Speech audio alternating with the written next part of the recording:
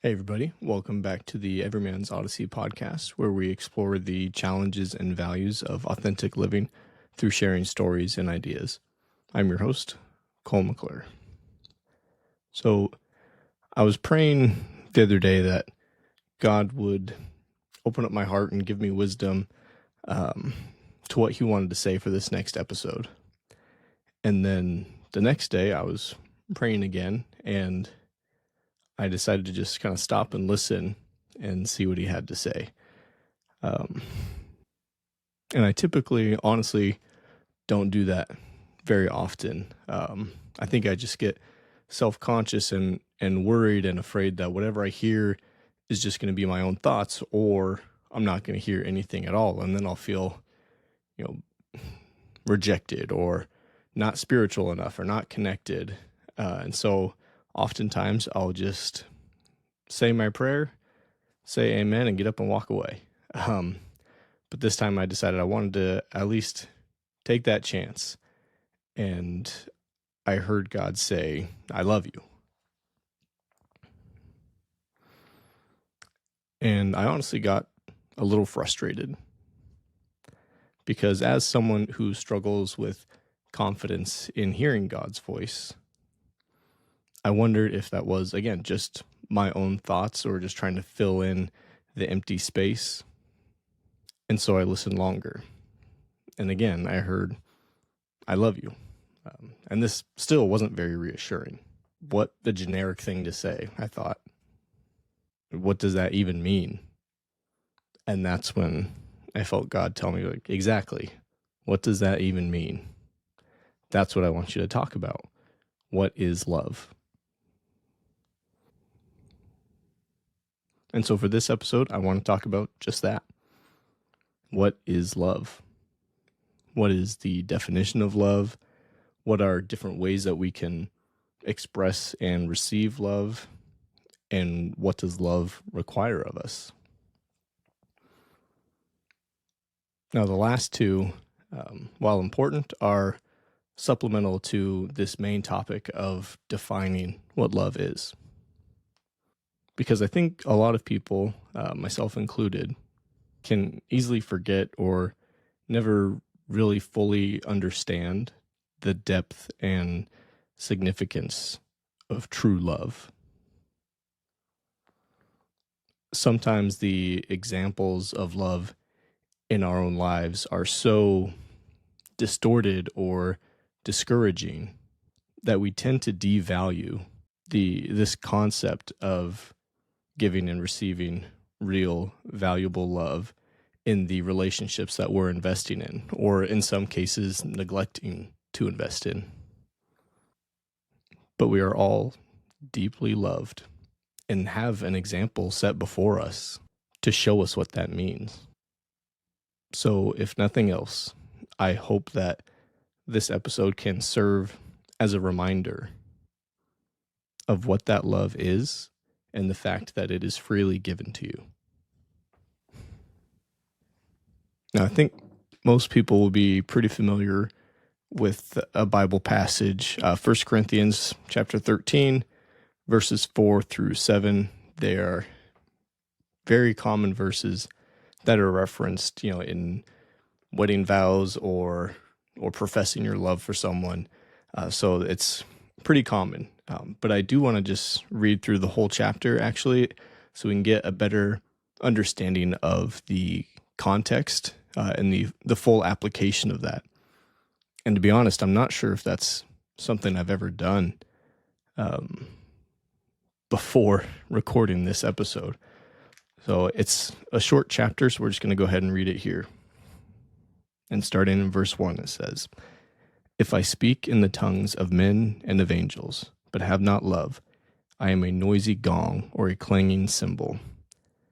If I have prophetic powers and understand all mysteries and all knowledge, and if I have all faith so as to remove mountains, but I have not love, I am nothing. If I give away all I have, and I deliver my body to be burned, but have not love, I gain nothing. Love is patient and kind. Love does not envy or boast. It is not arrogant or rude. It does not insist on its own way. It is not irritable or resentful. It does not rejoice at wrongdoing, but rejoices with the truth. Love bears all things, believes all things, hopes all things, endures all things. Love never ends. As for prophecies, they will pass away. As for tongues, they will cease. As for knowledge, it will pass away. For we know in part, and we prophesy in part. But when the perfect comes, the partial will pass away. When I was a child, I spoke like a child. I thought like a child. I reasoned like a child. When I became a man, I gave up childish ways. For now we see in a mirror dimly, but then face to face. Now I know in part, then I shall know fully, even as I have been fully known. So now faith, hope, and love abide, these three, but the greatest of these is love. And like I said, verses 4-7, that's kind of a staple when you're thinking about what love is. But I think verse 8 gets cut off quite a bit. But it's so important. Love never ends. And it talks about everything that will pass away, but love is eternal. And everything we have in life, our greatest successes, the dreams that could come true, miracles that you could perform, everything is meaningless if you don't have love in your life. And I struggled with the next few verses. When I was a child, I spoke like a child, thought like a child, reasoned like a child. And then it goes on to say, for now we see in a mirror dimly, but then face to face. And I couldn't understand why that was relevant when defining love. And I think it's pointing out to, the people of Corinth in this setting, but to us as well, that sometimes we have childish expectations of what love is supposed to look like. We think that it's getting what we want, or being served, or this butterfly feeling in your stomach. But when you become mature, you understand that love is so much more than that. And when it talks about, now we see in a mirror dimly, here, the highest example that we have of love in a relationship is a husband and wife. And that is by design. Like we've talked about before, the man is supposed to love his wife the way that Christ loved the church. And so that is what we are supposed to be a reflection of, is that love that Jesus has for us. But even that is a dim reflection of the fullness of what love can be. And so when the perfect comes, as it says here, we will see fully, we will know fully, and we will understand the depth of real love fully. But for now, we have these guidelines in understanding what love should look like. Patient, kind, does not envy or boast, is not arrogant. So love is humble, love is not self-serving, and always thrives and rejoices in the truth. And so a love like that can be hard to find. So how do we put that into a practical example? And of course, there's another verse that lays it out pretty plainly. And we've talked about this before. Greater love has no man than he who lays down his life for his friends. And that is John 15:13. And so, of course, I think you know where I'm going with this. When we have an example of someone who lays down his life for the people that he loves, it's, of course, Jesus. And we can go back to, Romans 5:8. And God shows his love for us, and that while we were still sinners, Christ died for us. And so there is an undeniable proof and example of the love that is given to every single person on earth, regardless of what you think you deserve or the love that you've earned or what you think you're capable of giving. You are made by God and loved by God. So you are the recipient of absolute, perfect, unconditional, sacrificial love, which means you are capable of that love as well. So you shouldn't cheapen the love that you're giving, and you shouldn't lower the standards for the love that you're receiving. And I kind of gave the whole thing away right there, talking about that perfect sacrificial love. Because when I think about true love and looking at the example of Jesus and what he's done for us, to me, it's undeniable what true love looks like. And it is sacrifice. And leading up to this episode, I had asked some other people, what does love mean to you? And there were multiple answers that, reaffirming this idea that love has feelings that come with it, but love is not a feeling. Love is an action, which means it requires something of us. And in most applications, that love is sacrificial. If you're being patient with someone, that means that they have used up some of your patience, and you are continuing to show them love by being kind to them and not losing your temper, not losing your patience with them. And love does not envy, and it does not boast. So you are sacrificing your ego and your desire to be right, your desire to be first. All of these things have to be set aside, and you are sacrificing a part of yourself for the betterment of the person that you love. And so, in the way that Christ loved us, we, as husbands, love our wives, and as people, we love each other. And one of the most important aspects, I think, is this idea of love being something that rejoices in truth. And that can be so hard to find in society, especially with social media and the way that mainstream media is, and how many entities or people or corporations, whatever it is, everything wants your attention, and everything wants to change your perspective just a little bit to see it their way. So to not be manipulative and to not be manipulated, and to rejoice in the truth and honesty, that is a beautiful thing right there. And again, requires some sort of sacrifice on your part to hold yourself to that standard, to make sure that you are living in that truth and providing nothing but the truth to that person that you love. And so, knowing what love is, and knowing that ultimate expression involves laying down our lives for others, what are some practical ways that we can show love, without having to die for someone? There are still normal daily ways that you can be showing love. And I think it's important to know how you receive it, and how the person that you love, how they receive it is.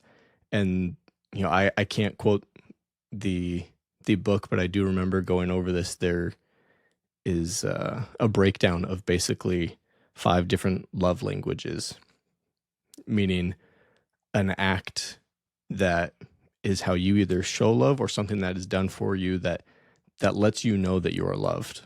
And there's words of affirmation, there's quality time, physical touch, acts of service, and receiving gifts. And so if you don't already know which one of those speaks to you the most, you should really take some time and figure out and analyze, what's been done for you in your life that makes you feel the most loved. And if you have someone in your life who you are trying to express your love to, make sure that you're doing it in the way that they best receive it. Because oftentimes you'll want to express love in the way that makes you feel most loved, and that's totally natural and understandable. But if your love language, you love to receive words of affirmation, and your partner's love language is quality time or acts of service, you will be constantly expressing your love, but it will always be received in a less effective way than it could be. And so your relationship will not be at its best. So it is important to take the time to figure out where you are and where the people in your life that you love are.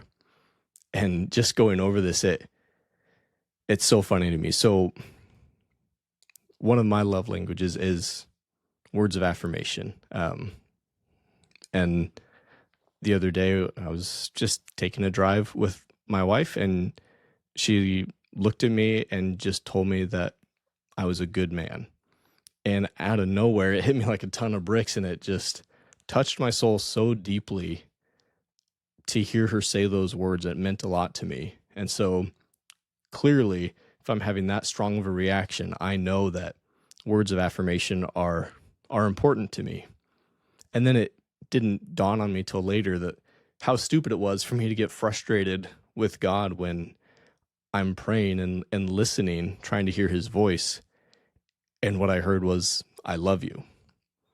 It seems so silly now to have gotten frustrated with that, realizing like he's speaking to me in the way that I need to hear him. And that's not always the same, and those things can evolve over time. And certainly God is perfect at expressing all of these love languages. And so you need to be able to be versatile in that.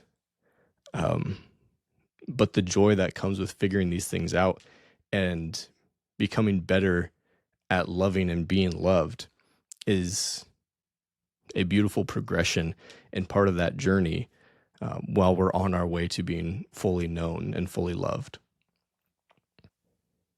And so having established what love is and what we can expect and what we receive,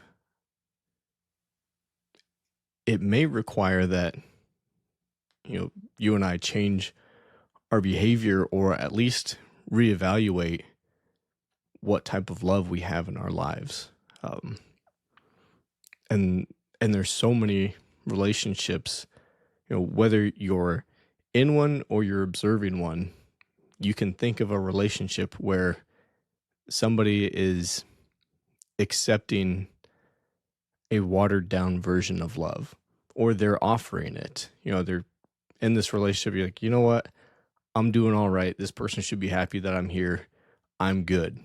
Or somebody who just bounces from relationship to relationship, or stays in one that just isn't what it should be, because receiving lousy love is still not as scary as the thought of potentially not receiving love at all. So somebody will settle and maybe they think they're not good enough. This is the level of love I deserve, and so I'm going to be grateful for that. Or again, vice versa, this is the level of love that this person deserves, so I'm not going to give any more. That's just not acceptable, and it's not something that you or I should be accepting in our lives for the standards we have for ourselves as someone giving or receiving love. Because again, it's not up to us to decide the type of love that we are worthy of, or the other people in our lives what they're worthy of. It's already been decided. God has deemed us worthy of absolutely perfect, unconditional, sacrificial, eternal love. And you and I are not qualified to debate that. We know that we are worthy of perfect love, and the person in your life that you do love or that you're struggling to love, they are worthy of the same thing, and that's not up to you to disagree with. So knowing that, we really need to look at ourselves and the people around us and make sure that we are holding up that standard. which can be scary. And so, like I said, sometimes it's easier to just avoid this endeavor altogether. And I think about that. C.S. Lewis says something really beautiful. And so I'm just going to read this here. It says, "To love at all is to be vulnerable. Love anything, and your heart will be wrung and possibly broken. If you want to make sure of keeping it intact, you must give it to no one, not even an animal. Wrap it carefully round with hobbies and little luxuries. Avoid all entanglements. Lock it up safe in the casket or coffin of your selfishness. But in that casket, safe, dark, motionless, airless, it will change. It will not be broken. It will become unbreakable, impenetrable, irredeemable. To love is to be vulnerable." And I think that's a very wise realization that we are capable of avoiding being brokenhearted. We just have to remove ourselves from everything and just, like he says here, wrap it carefully and lock it up safe in the casket of your selfishness. So if we just consume ourselves with ourselves, we may be safe from it. But what kind of life is that? You have to take the risk of being broken to enjoy anything at all. And so, as scary as that can be, to love someone fully and deeply and without reservation, and to require that in return, there is risk involved. But it's already been decided that you are loved. And so, taking that step to fully engage in the risk of showing that love, really, there's no other option that sounds appealing, at least to me.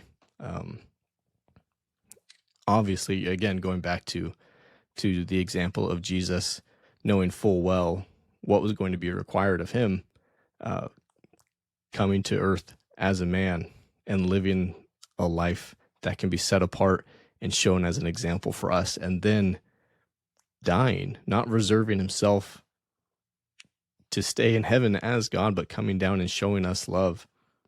What other example would you want to model your life after when you're talking about love?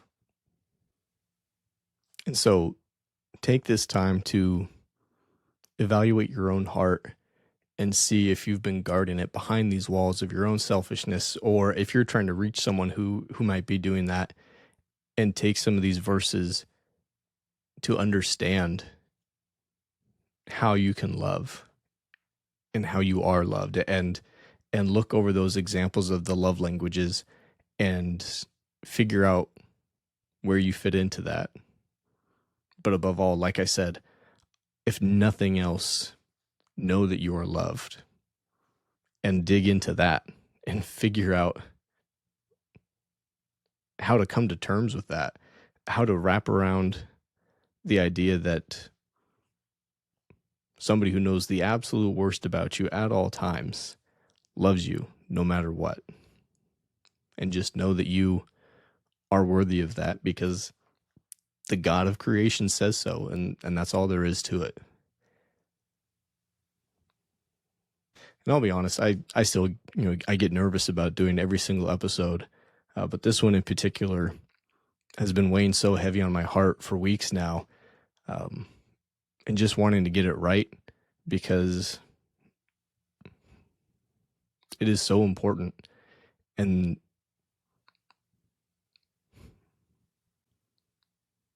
the world needs people who are ready and prepared to show love in a way that people have forgotten that it's even possible. And so I hope this encourages you and reminds you of what you're worthy of and what you're capable of. So, as always, I greatly appreciate everybody who tunes in. If you have any questions, or if this has been stirring up some things that you've been dealing with and you need to talk to somebody about it, You can always reach out to me on any of the social media platforms or send me an email, and I would love to talk with you guys about it. So thanks so much for tuning in, guys. Take care.